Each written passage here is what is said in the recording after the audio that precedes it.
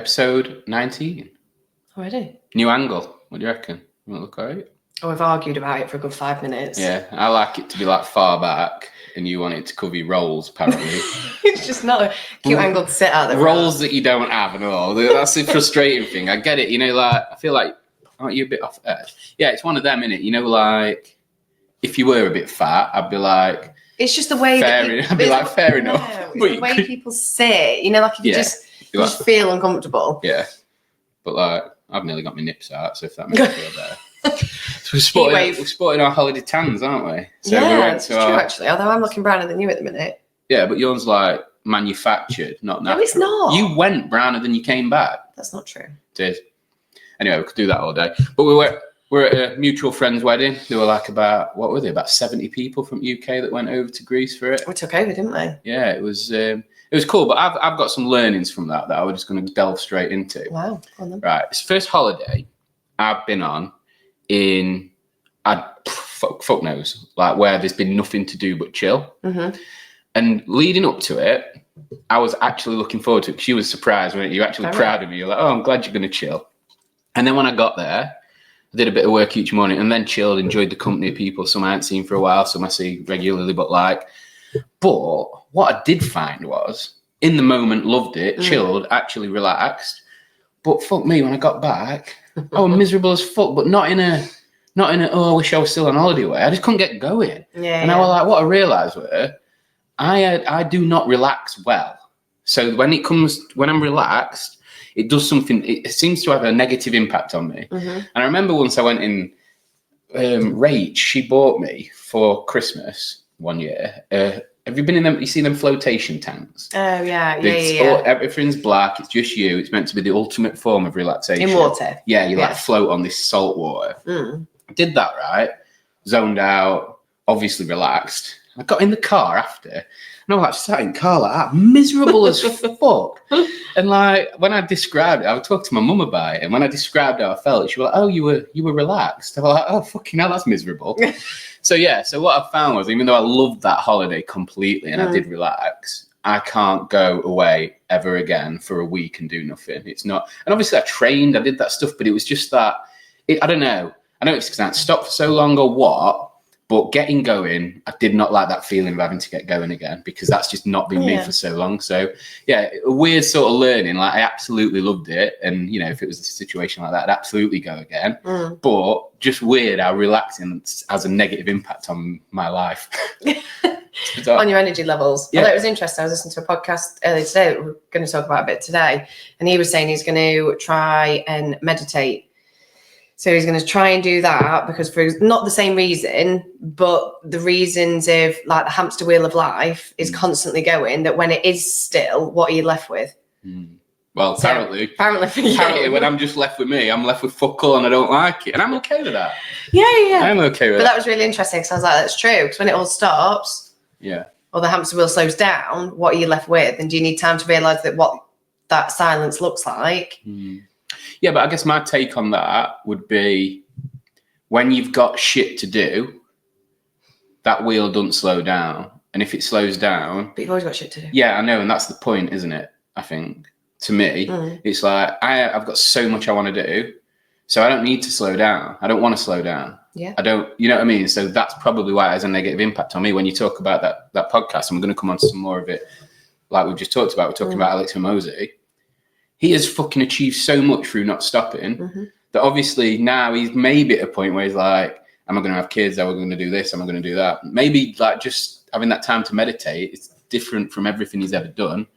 And he's going to learn something about himself in that moment. But I feel like if I look at it from my point of view, not comparing myself to him, like I feel like he's worked his bollocks off since he was 18 to 16, 15, whatever, to now where he's like, early 30s.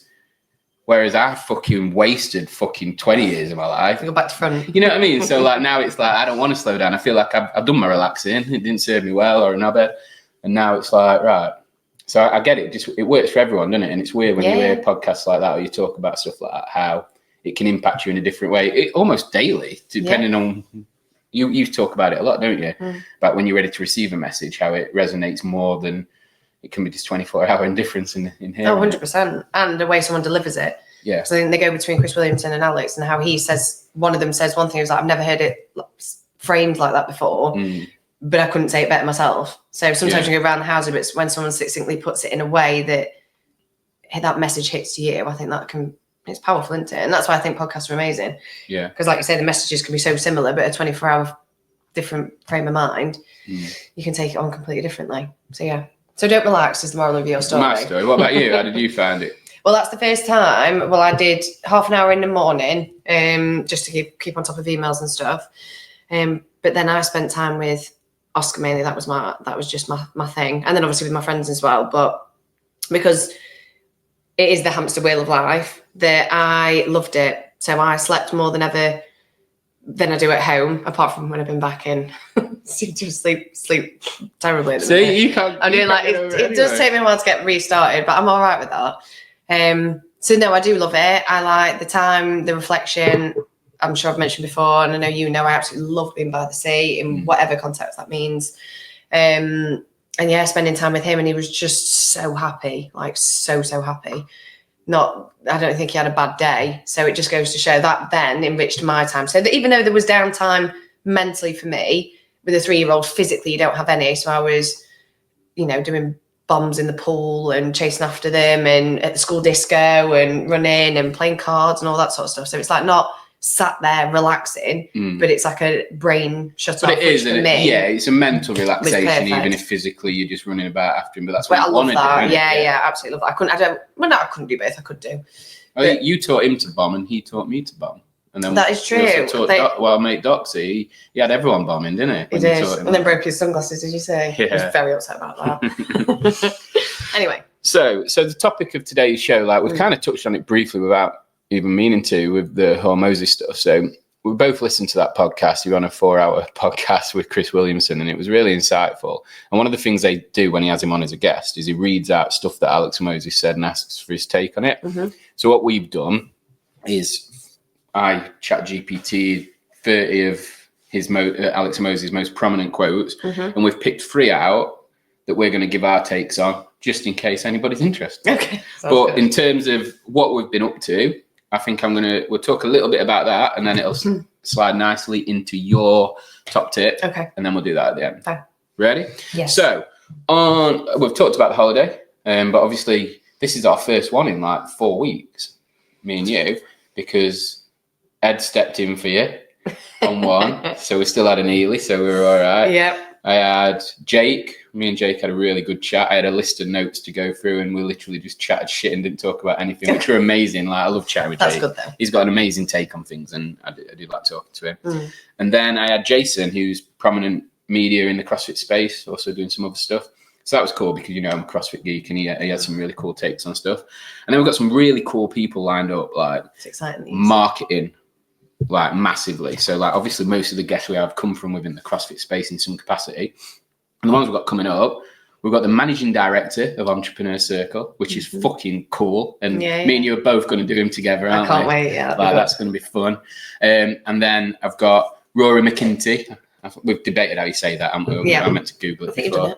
And he was like, we saw him talk at Perform X one year, which I guess a lot of people know what Perform X is, about guerrilla marketing. He used to be like the chief marketing officer for Gymbox, or marketing director. And now he's recently moved to Dubai, working for Gym Nation, and he's going to be doing he's going to be jumping on as well. So I love the fact that we've got 2 really cool marketers that come at it from very different perspectives as well. I feel like Cameron from EC, it's not overly corporate, but it has an eye on corporate marketing, and it's not as guerrilla. Business marketing, isn't it? Whereas Rory's got a bit more freedom, hasn't he? And he's cool. So I'm buzzing that they've all agreed to come on. I'm like really excited because like, I remember hearing Joe Rogan say it once on a podcast. You're like, and obviously it's different from now because he's got like 1 billion downloads on Spotify. But you're like, I don't care who watches it. I've got guests on that I want to talk to, and I learn, and I'm interested. So if 1 billion people watch it, great. If 1 person watches it, I don't care. I've still got something. And I feel like that's one of the things that you've helped me with, is being so open-minded, which I've developed over the last 2 years after being a know-it-all prick for most of my life. We got there eventually.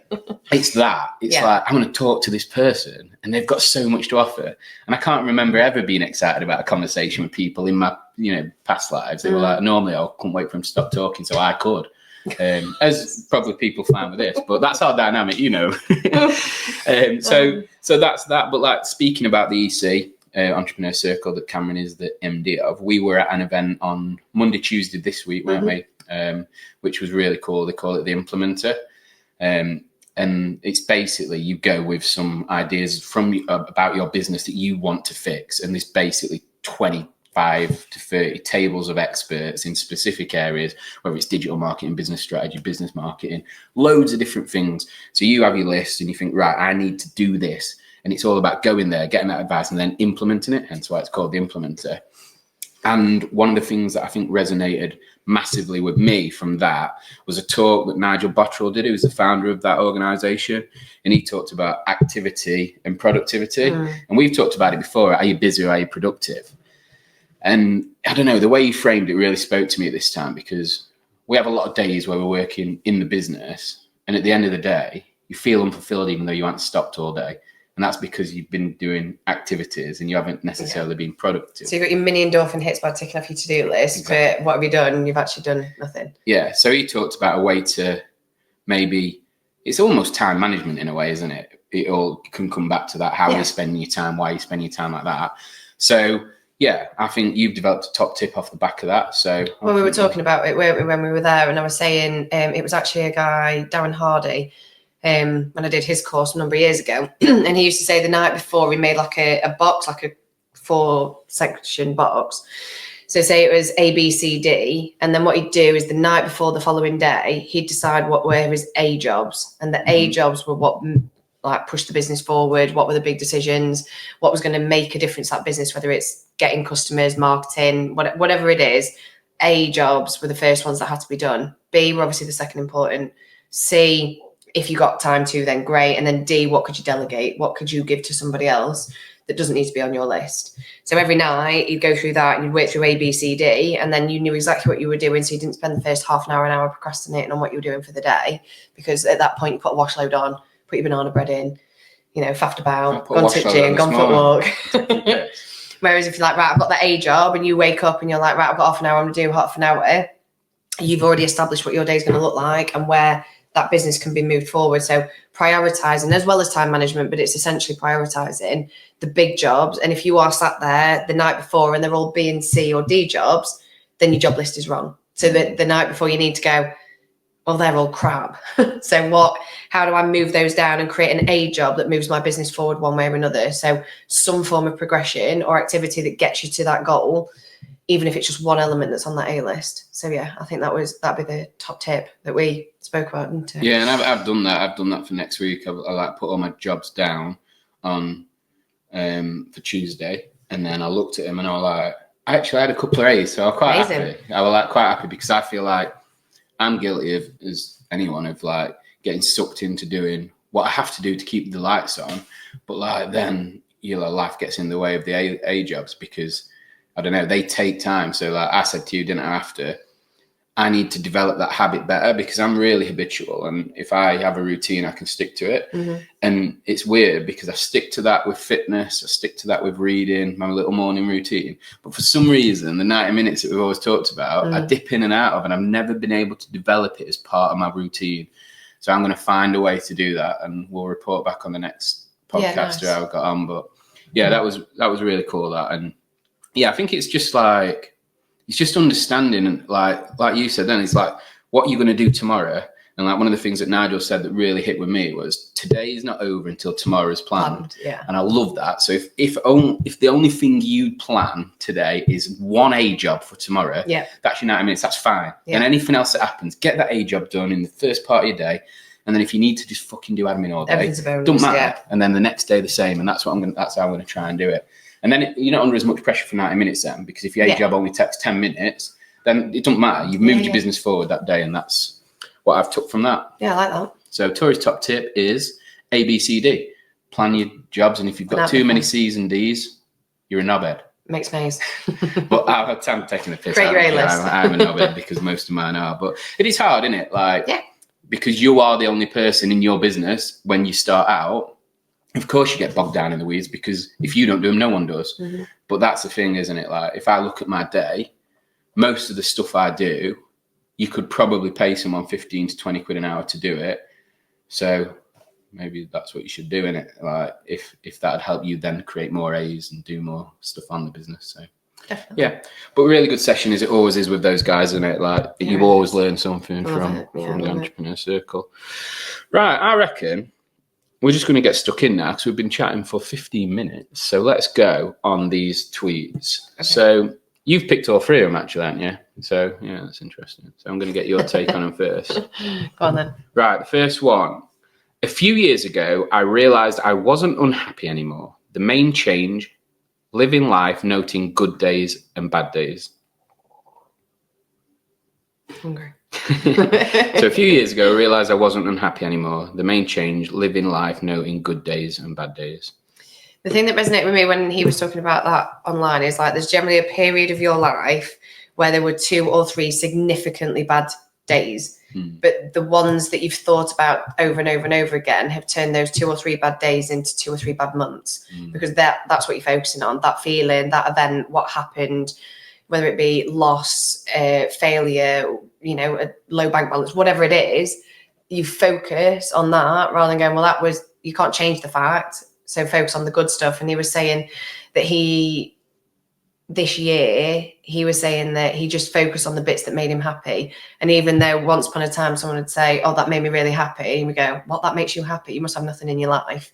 And he was like, what made me happy was having coffee with Layla every morning. And he said that for me made it. So he lives by the rule of 3 now. I can't remember, train with who you want for as long as you want. Eat with every day. I will eat with someone that I like, train with someone that I like, and write. That is 3. Because they're the things that make him happy. So as long as he's doing those every single day, he's having a happy day. Yeah. So I really like that, because you just bring it down to a rule of 3.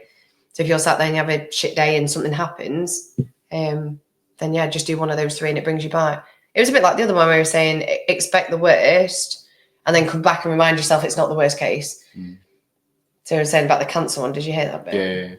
And she went to go to the doctors, and for whatever reason, wires got crossed, and do they call it an EA? I don't know what it was. I'm assuming it's a PA, but anyway. It was the receptionist at the doctor's, wasn't it? Yeah, no, but Alex was talking to whoever was with Layla at the time. She said, oh, she didn't get into this appointment. And then the next message she received, it says, oh, because she got cancer. But she was talking about the receptionist having cancer, which was the reason that Layla couldn't get in. And then she was like, oh, God, I'm so sorry. She still came back with something, whatever that something is. But Alex Hormozi were like, well, at least you haven't got cancer. Yeah. So it's like remembering the worst and realising you're not in the worst case scenario. Like there was a part where we were saying, okay, so say whatever you're doing fails and you've got no money. How many people do you know where you could live on their sofa? Okay, you can't afford food. Can you go to a shelter and get food? Yeah, okay. And all these things. And he was like, so worst case scenario is you're going to be okay. Yeah. Rather than thinking, I've got a 50. So what was he saying? A 50% chance. I don't know. 50% chance of a 10x. If you've got over a 50% chance of a 10x, but 50% chance of failing, if you've got a comfortable life, you should go after the 10x every time. Because if your failure is the fact that you can sofa surf and go and get food from a homeless shelter or from the people that you love you, then this comfortable life is never going to get to you the 10x.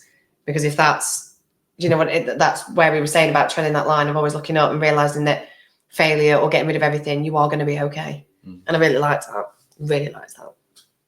That was my take on it. What was yours? That was your take on that? You did it off a podcast then. I'm sorry. But yeah, it linked in nicely though, because you are right. What struck me from that was, and it's similar to the stuff you said then, you can't have good without bad. And that's just fucking factual. Yeah. So like that, when you talked about the cancer example, it was a good day to him because she didn't have cancer. Yeah. You know what I mean? It's like that. But so I think what people don't do is when they have bad days, they don't recognize that you couldn't have a bad day unless you knew what good days felt like. So it's almost like categorizing it, isolating it, accepting it, moving on, and not letting it become a bad 2 days, a bad 3 days, a bad week, a bad month, because so many people, something bad happens in their life and then they default to bad things. So they might start drinking more, comfort eating, can't be asked to go to gym because they've had a bad day. And it's like, then that snowballs, and then you feel worse because you start doing bad things. And then before you know it, you're stuck in an even more negative loop. So it's about isolating that bad day, assessing why it was bad, and then moving on from it in a way that you learn from it. Because that was the other thing you said about, like, the worst thing that happens to you is the worst thing that's happened to you is the worst thing that's happened to you. So it's like, if you know that you've had this bad thing happen and you endured it and you came out the other side, then the next time something bad happens, you can use that as a sort of reference point. A reference point for, right, hang on, I survived that. Is this worse than that? No. If it is, then, well, I know I've survived that, so maybe I can survive this too. And it's like, then it just adds to your toolkit of resources for when you next have a bad day. So yeah, I think you can liken it to fitness. And I can't remember, is it Matt Fraser that said your level of fitness is how quick you can recover? Yeah. Is that right? Yeah. It's like the same thing. So your level of strength or endurance is how quick you can recover from the shit. And I feel like it is exactly the same. And that's learned over time. Yeah. But even if, I know you were saying about going to your cruxes, whether that be food or drink or not going to the gym or whatever it is, even if you don't do that, it's how long you spend in that negative thought. If something's not going quite your way, or it hasn't gone as you envisioned it, what are you doing about it? Are you just going, well, it is what it is, and then sitting in it? Or are you going, and it's the bounce back that I think very similar to, like I say, Matt Fraser, it's that, right, okay, well, that's fine. I've had a day of dwelling on it. Right, what am I going to do about it? Rather than constantly seeing the negative. I mean, obviously I'm a very blue sky thinker, as you know. I do the opposite, and I'm like, right, what could it look like?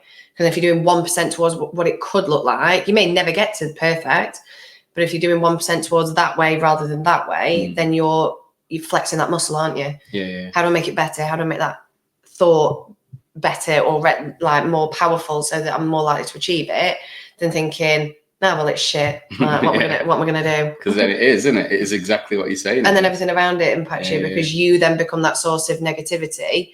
And they call them like energy sponges, don't they? Yeah. You're like, every single time you're having that conversation, it's like, well, if you're not going to pick you up, then I've got no energy to pick you up either. Yeah, because you're not helping yourself. Yeah. So that was number one. What's number two? We've probably covered them all. I like this one. Go on. You are not your feelings. You are the decisions you make despite them.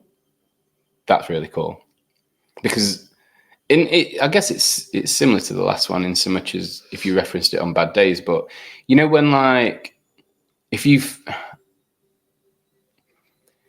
like that instant gratification thing, maybe what that makes me think of. Like, and if we talk about feelings in terms of desires, it's like, right, I want to eat this pizza now, but then I won't be like, I know I'll feel worse for it like long term. So I feel like I want this, but then the decision I make to not eat that because I want to be better, I want to lose weight, I want to get healthier.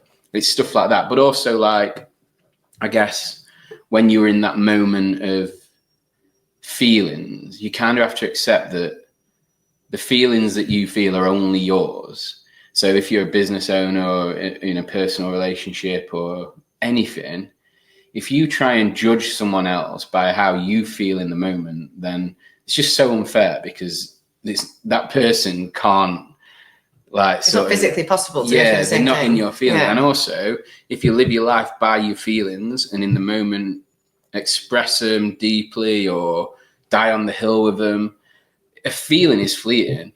Like, what you feel today might not be what you feel tomorrow, might not be what you feel the next day. So if the moment you have a feeling and you're making a rational decision based on it, by tomorrow you're probably going to regret it. Because, a lot of people do though, don't they? Yeah. And so I think that the decisions you make despite your feelings, it's understanding that, right, this is how I feel, but it might not be the reality of the situation. So the decisions I need to make need to be congruent with the reality of the situation, because then I'm showing personal strength.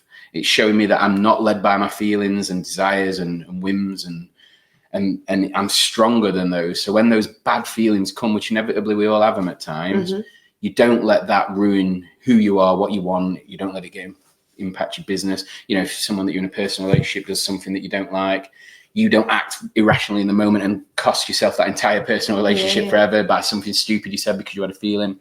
So yeah, the decisions you make in spite of your feelings really are a test of character. I think as well, I think clarity on what that needs to be. So like what you just said then, the clarity on the person that you want, or the relationship that you want, or the business that you want, or the parent you want to be. If you have clarity on that in terms of what you want to create or feel or build or whatever it is, I think the decisions then, regardless of that feeling, if you give yourself, I don't know, 2 minutes to sit down and go, is that, if I did that, does that get me to that end point, whatever that end point may be? Like I say, whether it be a personality trait, a character trait, the person that you really, really want to be, if you were hot-headed and you lived only in that feeling moment, you're never going to get to where you want to be. You've got to sit down, think, and I think gain clarity on the end result in anything. Because then I think once you've got that, then it becomes easy to make those decisions. If they're too short-sighted, then you are likely to make the hot-headed one and then end up going, oh shit, that was the wrong decision. I shouldn't have done that. But after the fact, hindsight, like the saying hindsight's a wonderful thing. If you try and live constantly, and I think, again, he references it in the podcast, which I absolutely loved, or it might have been one of his others. And he was saying about talking about his feelings. And obviously the more successful you get, the more people want to know so that they can exploit it and sell it. And he says that he doesn't need that. So in terms of, you know, whether it be a counsellor or a mindset coach or whatever, he does have those. But in terms of like his internal feelings, he says, I only ever ask my 85-year-old self. So he says, I go forward and I ask myself, right, what would you do in this situation? You know, you wake up, you're not in pain, you're not all hunched over, you're not at this point, you're not at this point, what would you do?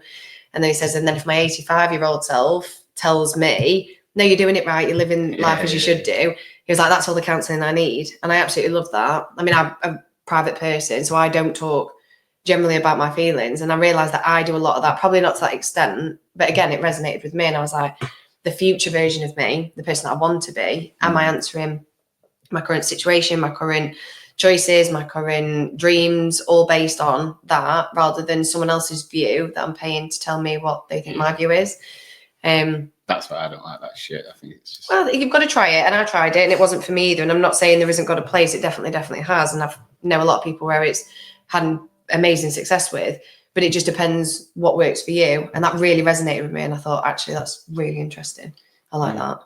And one thing I want to touch on with that again, I guess I've just said, like, you are not your feelings, you are how you act despite them. But I do think it's important to express how you feel, but it has to be expressed in a way that's trying to get a result from the situation. And I don't mean that in a sort of really transactional way, but like, if somebody hurts you and you feel hurt, then you should address that with that person. But again, the decisions you make despite your feelings, you might want to fucking go and strangle them or like shout at them. That's not the reaction. The reaction is to sit down with someone like a human being and tell them how you feel about a situation, I think. But that in itself is acting how you might like internally feel. Yeah, definitely. In a better way, because... And accepting of hearing their side as well. Yeah, and that's so the only way you get to do that as well. If someone wrongs you or hurts you, if you attack them, they're going to get defensive and attack back. So if you really want to fix it, if it's a relationship that's really important to you, and I mean that in any relationship sense, can be business, can be friendship, can be like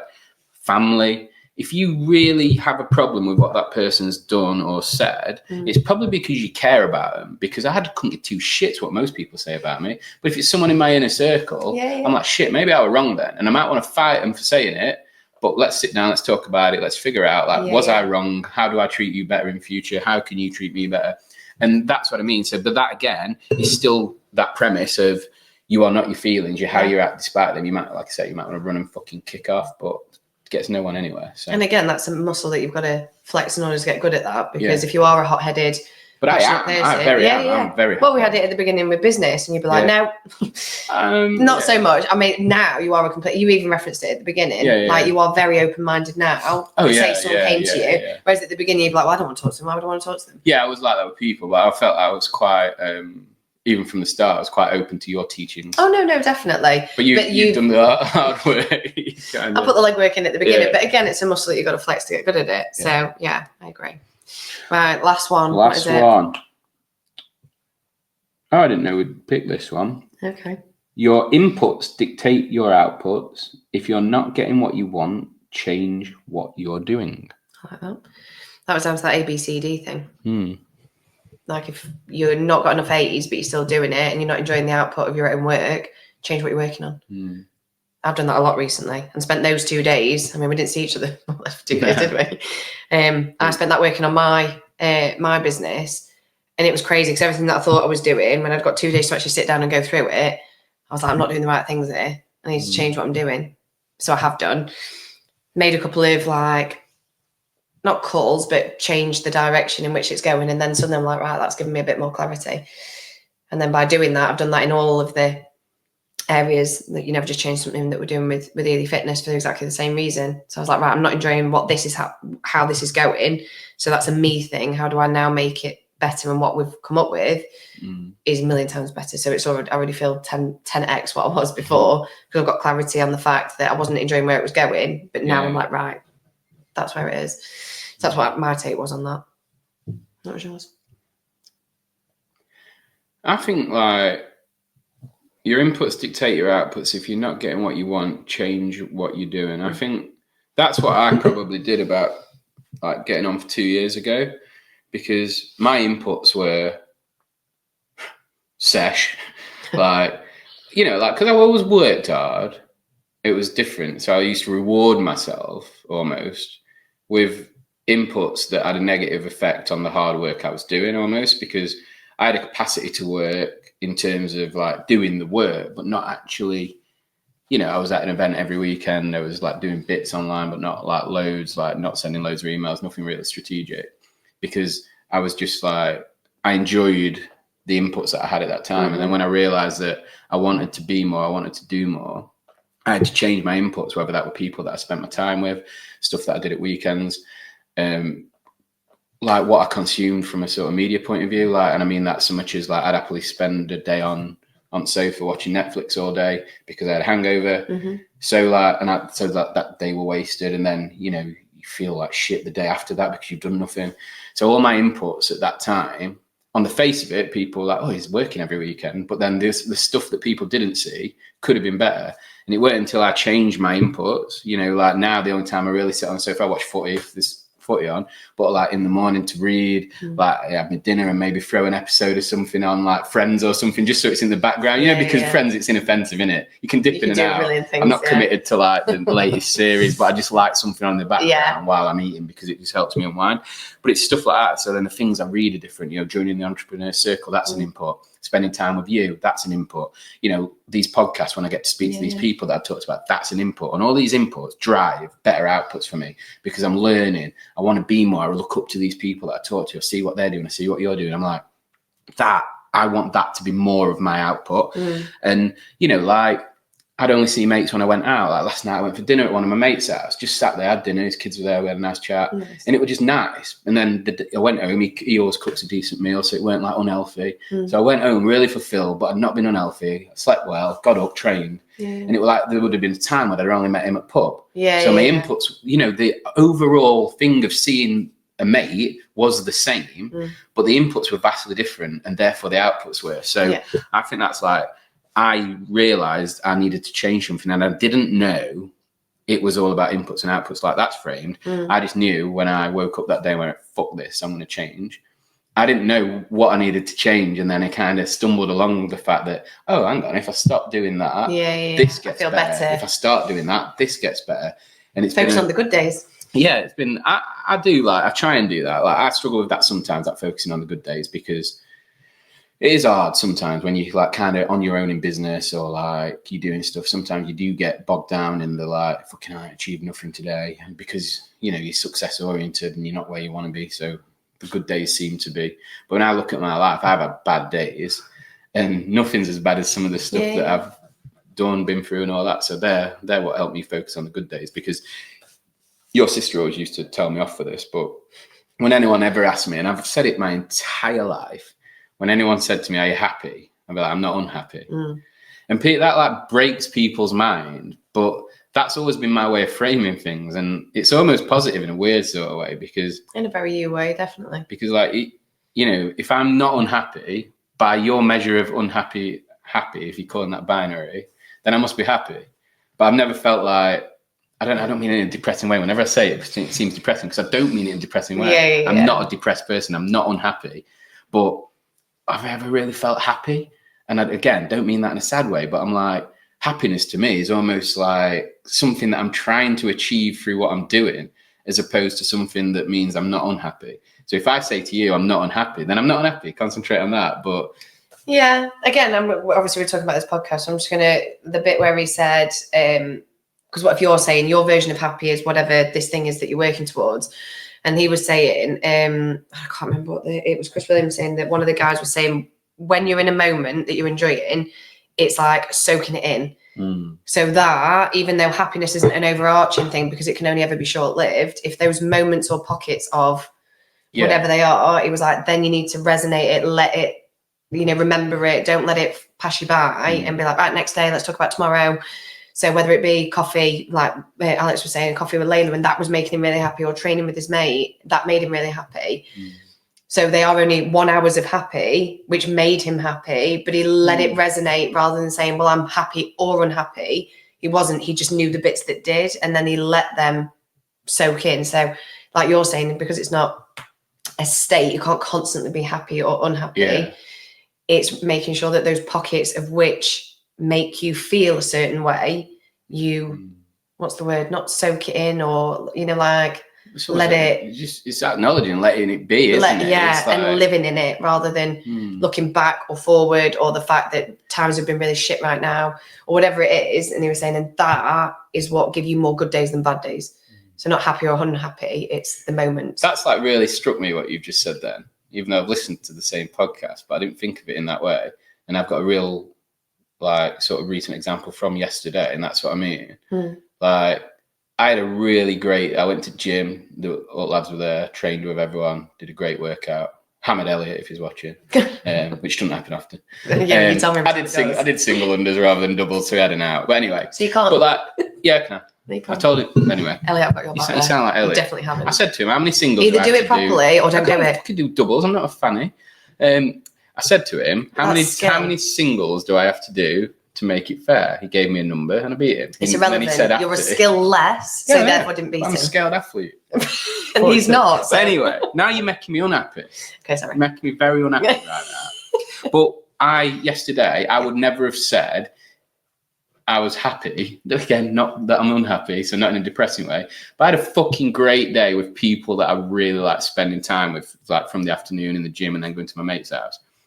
So I need to do more of that because I do have great times at times. I mean, it's as simple as going to the gym and doing a workout with people that I like and just chatting shit and getting hammered for doing single unders, which everyone else did as well. It's like, that is fun to me. And I never really, sometimes I don't recognize those as happy times. And I think I take them for granted because they're mostly part of my routine to have those times with those people. And yeah, that resonates a lot. You need to not take any time that you enjoy for granted, because we're all quick to tell you about a time we didn't enjoy. But that 1 hour was the opposite. Yeah. So you don't live in that. So even though it is part of your routine and you set yourself up to have those more of those moments. I'm lucky that every day. So maybe you are more happy. Yeah. But it's a frame thing, isn't it? So yeah, living in it, letting it soak it in. Literally almost like when you get back in the car and going, right, I've had a great session, I've had a great conversation. I literally did that. When I left Bales' house yesterday, I literally did that on the drive home. I've had a very good afternoon and evening. And that's not like me, it's not like you at all. But it was maybe because of that. Yeah, you need to say that out loud to yourself sometimes. And say, made me really happy. Yeah, because like you say, when you're down, every fucking knows about it. Absolutely. But happiness isn't a constant state, and neither should unhappiness be.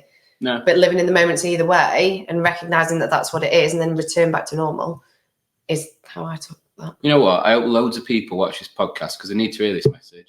We've ripped off Hormozi and Williamson in a very much more glamorous way, I might add. Oh, well. We haven't got them fucking nose strips on for one, have we? I'll get one. You say you're more Hormozi than me?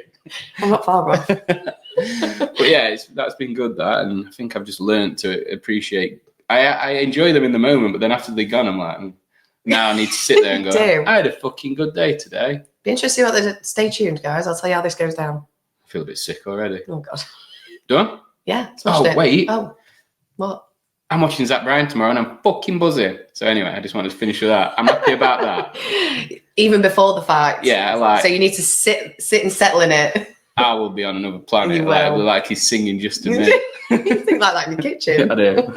I love him so much. Okay. So yeah, Smashed it. Done. Yeah, done.